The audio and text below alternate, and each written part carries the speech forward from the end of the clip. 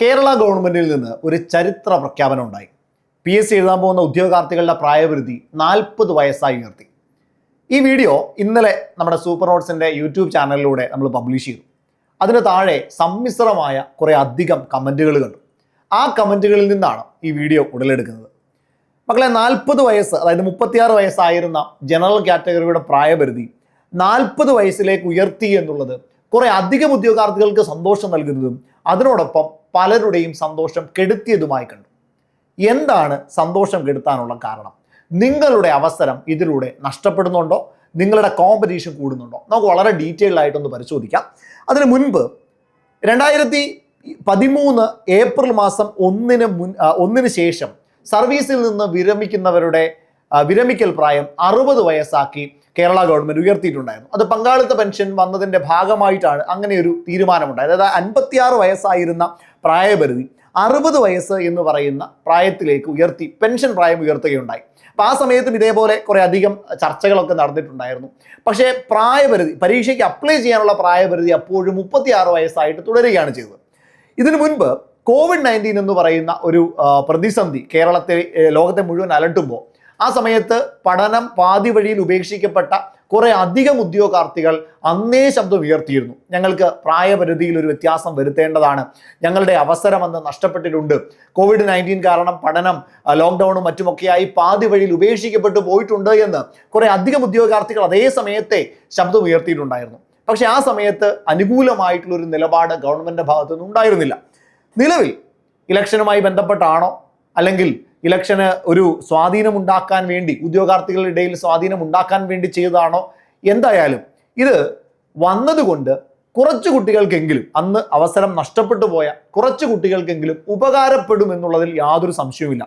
ഇതിനുവേണ്ടി, അല്ലെങ്കിൽ ഇങ്ങനെ ഒരു മാറ്റം ഉണ്ടാകുന്നതിന് വേണ്ടി സൂപ്പർ നോട്ട്സും അക്ഷീണമായ പരിശ്രമം ഇതിനു മുന്നേ നടത്തിയിട്ടുണ്ടായിരുന്നു.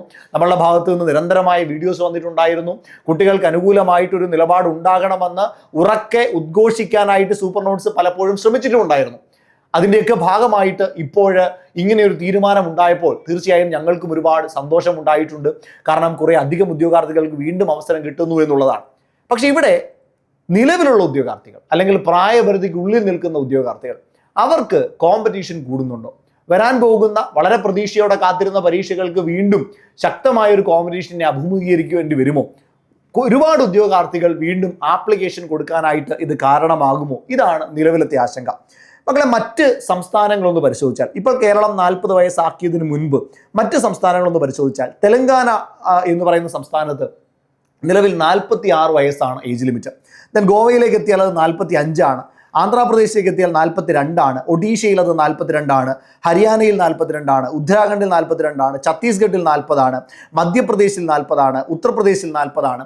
അങ്ങനെ കേരളം ഉൾപ്പെടെ മറ്റു പല സംസ്ഥാനങ്ങളും ഇതേപോലെ ഏജ് ലിമിറ്റിൽ വ്യത്യാസപ്പെടുത്തി കുറച്ചുകൂടി കൂടുതൽ സമയം ഉദ്യോഗാർത്ഥികൾക്ക് എഴുതാൻ വേണ്ടി കൊടുത്തു എന്നുള്ളതാണ് യാഥാർത്ഥ്യം. ഇവിടെ നിന്ന് എന്താണ് മനസ്സിലാക്കേണ്ടത്? തീർച്ചയായും ഏജ് ലിമിറ്റ് ഉയർത്തിയാൽ കുറെ കുട്ടികൾക്ക് കൂടി, അതായത് നിങ്ങളിപ്പോൾ എഴുതിക്കൊണ്ടിരിക്കുന്ന, ഈ പരീക്ഷകൾ എഴുതിക്കൊണ്ടിരിക്കുന്ന നിങ്ങൾക്കുൾപ്പെടെ നിങ്ങളുടെ പ്രായപരിധി എന്തിലേക്ക് എത്തുകയാണ്? 40ലേക്ക് എത്തുകയാണ്. അപ്പം നിങ്ങൾക്ക് കൂടി ഇതിൻ്റെ ഉപകാരം കിട്ടേണ്ടതാണ് ഭാവിയിൽ എന്നുള്ള കാര്യം തീർച്ചയായും നിങ്ങൾ മനസ്സിലാക്കുക. നമ്മളെല്ലാവരും മത്സരിക്കുന്നത് ഒരു വേക്കൻസിക്ക് വേണ്ടിയിട്ടാണ്. അവിടെ കൂടുതൽ കോമ്പറ്റീഷൻ ഉണ്ടായി, കുറവ് കോമ്പറ്റീഷൻ ഉണ്ടായി എന്നുള്ളൊരു വേറുകൃത്യത്തിന് യാതൊരുവിധ പ്രാധാന്യവുമില്ല. കൂടിപ്പോയാൽ അന്നത്തെ ഒരു 5% കുട്ടികൾക്ക് കൂടി ഇതിൻ്റെ ഒരു പ്രയോജനം കിട്ടും എന്നുള്ളതിനപ്പുറം ഒരു വലിയ മാറ്റം ഉണ്ടാക്കാനായിട്ടും സാധിക്കില്ല. പക്ഷേ ഇതിലൂടെ മുന്നോട്ട് വരുന്ന കുട്ടികൾക്ക് 40 വയസ്സ് വരെ എഴുതാൻ കഴിയുമെന്നുള്ളതാണ് യാഥാർത്ഥ്യം. ദെൻ അതേപോലെ നിങ്ങളൊന്ന് മനസ്സിലാക്കേണ്ടത്, ഇവിടെ ജനറൽ കാറ്റഗറി ആണെങ്കിൽ 36 എന്നുള്ളത് 40 വയസ്സായിട്ടാണ് ഉയർന്നത്. നിങ്ങളൊരു OBC ആണെങ്കിൽ, OBC കാൻഡിഡേറ്റ് ആണെങ്കിൽ 39 വയസ്സായിരുന്ന പ്രായപരിധി 43 വയസ്സായി ഉയർന്നു. അതായത് 3 വർഷത്തെ ഏജ് റിലാക്സേഷൻ അവിടെ കിട്ടുന്നുണ്ട്. SC/ST ആണെങ്കിൽ നേരത്തെ 41 വയസ്സായിരുന്നത് 45 വയസ്സായി ഉയർന്നു. അവിടെ 5 വർഷത്തെ ഏജ് റിലാക്സേഷൻ കിട്ടുന്നുണ്ട്. അപ്പോൾ സ്വാഭാവികമായിട്ടും OBC പോലെയുള്ള SC/ST പോലെയുള്ള ഏജ് റിലാക്സേഷൻ കിട്ടേണ്ടവർക്ക് കൂടി എന്ത് ചെയ്യാണ്? അവരുടെ ഏജ് ലിമിറ്റ് ഉയർത്തുന്നതിലൂടെ പരീക്ഷകൾ എഴുതാനായിട്ടുള്ള സാഹചര്യം കിട്ടുകയാണ്. അപ്പോൾ ഇതിനെ ഒരു പോസിറ്റീവ് സെൻസിൽ കാണാൻ, കുറച്ചുകൂടി നല്ലൊരു സാമൂഹിക മാറ്റം ഉണ്ടാകുന്നു എന്ന തരത്തിൽ കാണാനായിട്ട് നിങ്ങൾ ശ്രമിക്കുക. ഇത് നിങ്ങളുടെ എന്താണ് വിജയത്തെയോ നിങ്ങളുടെ റാങ്കിനെയോ ഒന്നും നേരിട്ട് യാതൊരു വിധത്തിലും ബാധിക്കാനായിട്ട് പോകുന്നില്ല. ഒരു 5% കുട്ടികൾ കൂടി ഇതിൻ്റെ പ്രയോജനം കിട്ടും, അവർ കൂടി എഴുതാനായിട്ട് സാധിക്കും, അവർക്ക് നഷ്ടപ്പെട്ടു പോയ ഒരു അവസരത്തിലേക്ക് തിരിച്ചു വരാനായിട്ട് അവർക്ക് കഴിയുന്നുണ്ട്.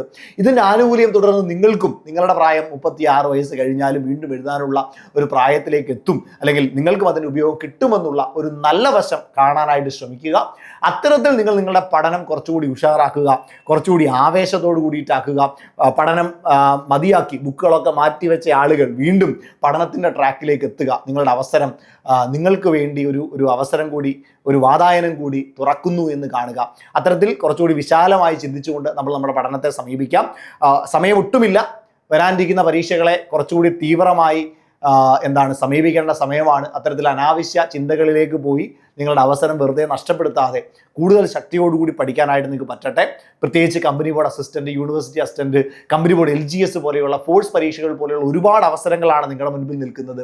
ആ അവസരങ്ങൾ എത്തിപ്പിടിക്കാനായിട്ട് ഇപ്പോഴും നിങ്ങളുടെ മുൻപിൽ സമയമുണ്ട്. തീർച്ചയായും അത് നിങ്ങൾ പ്രയോജനപ്പെടുത്തുക.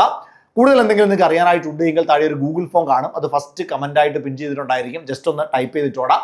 നിങ്ങൾക്ക് പഠനവുമായി ബന്ധപ്പെട്ട സംശയങ്ങൾ, അല്ലെങ്കിൽ എങ്ങനെ പഠിക്കണം, എന്താണ് നിങ്ങൾക്ക് സ്ട്രാറ്റജി ആയിട്ട് വരേണ്ടത്, ഇതൊക്കെ നിങ്ങൾക്ക് അവിടെ സംശയമായിട്ട് ചോദിക്കാനായിട്ട് പറ്റും. നമ്മുടെ അക്കാഡമിക് കൗൺസിലേഴ്സ് നിങ്ങളെ വിളിച്ച് അതൊക്കെ പരിഹരിക്കും. അപ്പോൾ നല്ല മാറ്റങ്ങൾ തുടർന്നും ഉണ്ടാകട്ടെ, കൂടുതൽ നിയമനങ്ങൾ ഉണ്ടാകട്ടെ, കൂടുതൽ അഡ്വൈസുകൾ ഉണ്ടാകട്ടെ, ഇതെല്ലാം ഉണ്ടാവട്ടെ എന്ന് പ്രതീക്ഷിക്കുന്നു. ആരെങ്കിലും ഈ ചാനൽ ആദ്യമായിട്ടാണ് കാണുന്നതെങ്കിൽ ഒന്ന് സബ്സ്ക്രൈബ് ചെയ്തോ.